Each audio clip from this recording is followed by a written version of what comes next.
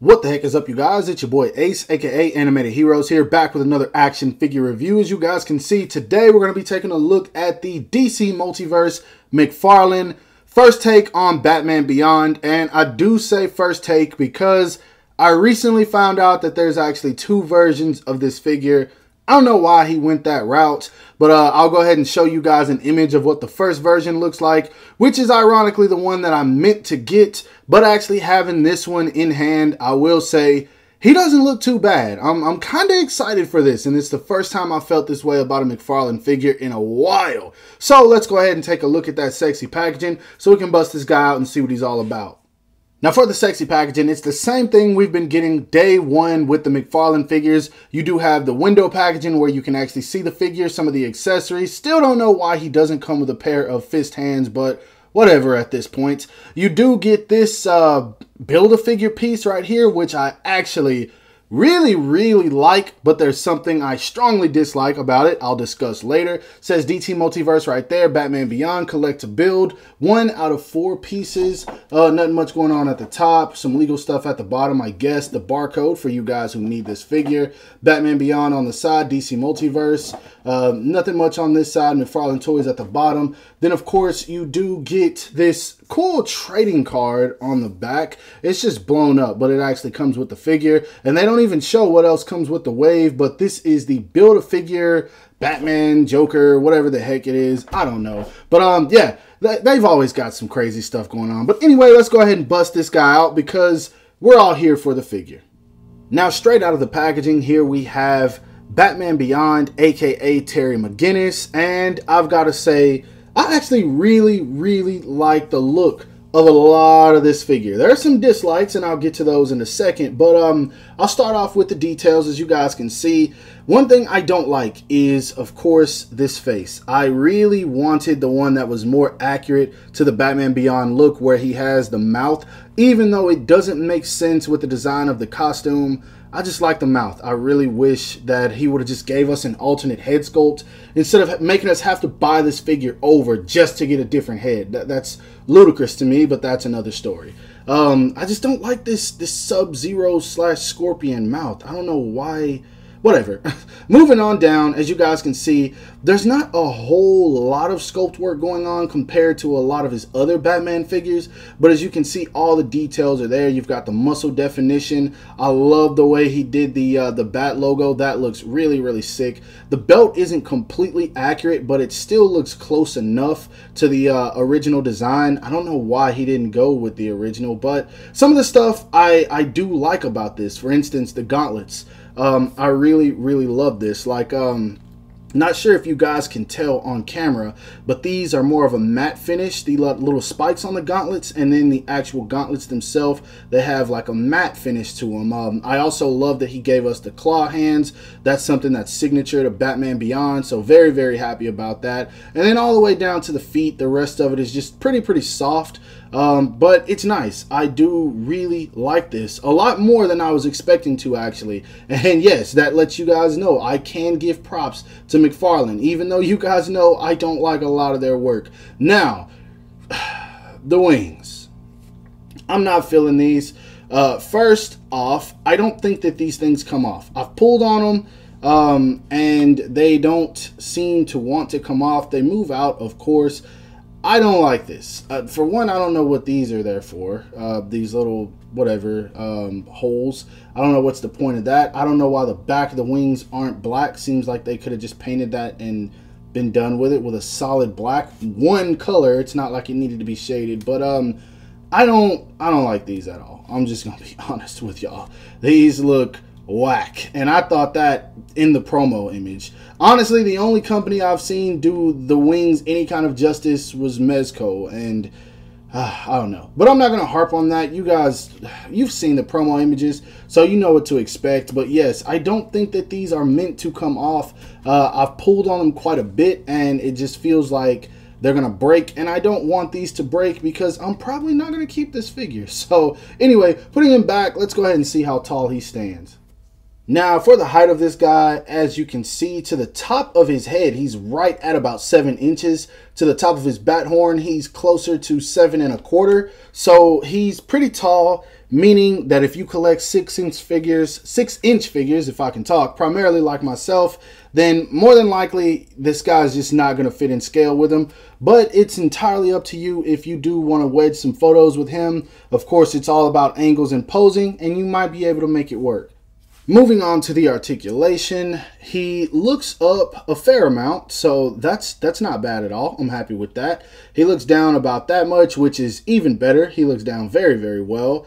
He does get a whole lot of tilt. Of course, you can turn the head all the way around. The arms go up and out about that much. Very, very far. That's awesome. Now, as far as a butterfly joint, he doesn't really have one, but you can rotate the hands in or the arms in just a bit. You could definitely get him to be cross-armed if you want him to, just about, not all the way. But, I mean, he can reach in. A butterfly joint would have made this so much more effective. But, once again, you can move him just because of how skinny he is compared to most Batman figures. He does have a bicep swivel, double-jointed elbows that move all the way in. That's really good. No swivel right here, but his hands are on a hinge.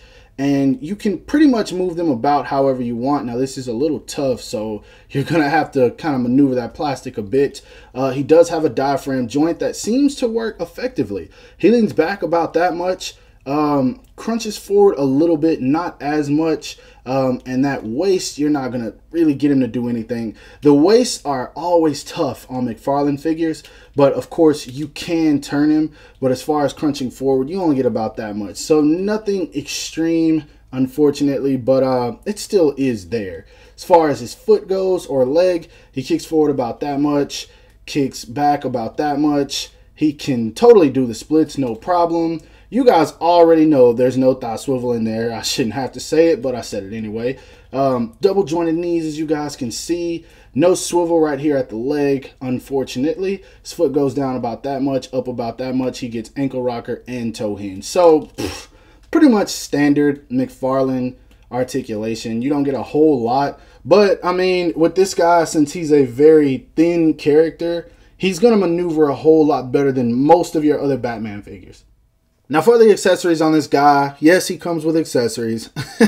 You don't get a whole lot. You do get the claw hands that he comes with in the package. And I'm not even going to consider the wings to be accessories because they seem attached to the figure. So he comes with wings, but yeah, that's a part of the body, in my opinion. He does come with his signature pair of trigger hands, as every McFarlane figure does, because as we know, every single character they make loves to shoot pistols. Nah, y'all know I'm playing. He comes with 2 batarangs, and I gotta say, the sculpt work on these, pretty nice. They're a little plain, but at the same time, like, they look very, very nice. I don't know. This is about how they looked. I do like the extra texturing that they put into this. That's something I cannot complain about because they could have just made that flat. Also, even though this hand is for shooting gats, you already know, they can actually hold a batarang. I'm surprised by that. I thought that this was going to be way too big. I don't know why they would. I'm not. Yeah, he comes with those. Anyway, he also comes with a Build-A-Figure piece, which I would love so much. I would legit want to build this figure. I know it's probably from some crazy Batman comic I know nothing about, which is why it has this piece about it that I dislike. And what I dislike about it is the fact that there's a Joker head sculpted to the back of Batman's mask. Oh my gosh. I'm not blaming them for this. It's probably, like I said, from some crazy comic. But man, I really wish he would have just gave us one Batman head and then one Batman head with Joker attached to the back and then just maybe a Joker head. I don't know. Maybe that would have been too much. But man, I would really want to put this together if this head wasn't on the back of it. Now, I don't care about this at all. But that being said, it looks nice. This is probably the best Joker sculpt they've given us. I really like the hair on it, the shading around the eyes, the lipstick, the mouth, the teeth. It looks really good. And so does Batman. They look dope. And I really love this like dark gray and then this silver. I love that. But anyway, yeah, that's all you get with this guy. Some hands, batarangs, and then of course this Build-A-Figure piece. So yeah. Now, just as I was getting ready to throw the package away, I did see that I had forgotten two things, which are the stands. For one, it's the same stand that you get with all your figures, whether it's DC, Mortal Kombat, whatever it may be. It does say DC on there, and then it has a plug for the foot, and then the trading card, which I mentioned and don't know how I forgot about. But yeah, the trading card is not a comic image this time around. It actually looks like it was taken by McFarlane, and it is him fighting what is the collect to build or Build-A-Figure. And if you guys want to read the back of it, feel free to go ahead and pause it right now. Wait a minute, hold up. Terry McGinnis is 6 feet tall and weighs 198 pounds. There is no way in hell that dude is over 160. No way. That's cap. Now for some size comparisons, here he is standing next to the official gold label Toddy Mac original sculpt, newly added to my collection, but unfortunately it broke because the sculpt was done so terrible on this guy, Batman. And then my favorite Batman, which I have given nothing but praise, the Omega figure. And I have an idea. Action figure hack. If you do want this Batman figure to have fist hands that pretty much damn near match the exact black of this figure, pick up Omega. He actually comes with fist hands and they fit on this guy perfect. You're welcome. Next up, here he is standing next to what I believe was a Target exclusive, the 2-pack red Nightwing and the Red Hood figure, which I love this Nightwing figure. I know a lot of people don't, but I actually really like it. I think it's one of the best Nightwing figures, period. And I also think that this is the best design for a Red Hood figure ever. So yes, giving them props again. Now switching it up a bit, here he is standing next to the Mortal Kombat 11 McFarlane Toys, Sub-Zero, and then, of course, probably the best Spawn figure that we're ever going to get, because I'll leave that alone. The Mortal Kombat 11 Spawn figure, which is my favorite Spawn figure for obvious reasons. So at the end of the day, all jokes aside, this is one of the more posable McFarlane figures. There's very few figures that you will be able to pose as well as you do this one. I do like it. I really do. I was joking around a lot, but I do like this figure way more than I was expecting to. And that says a lot.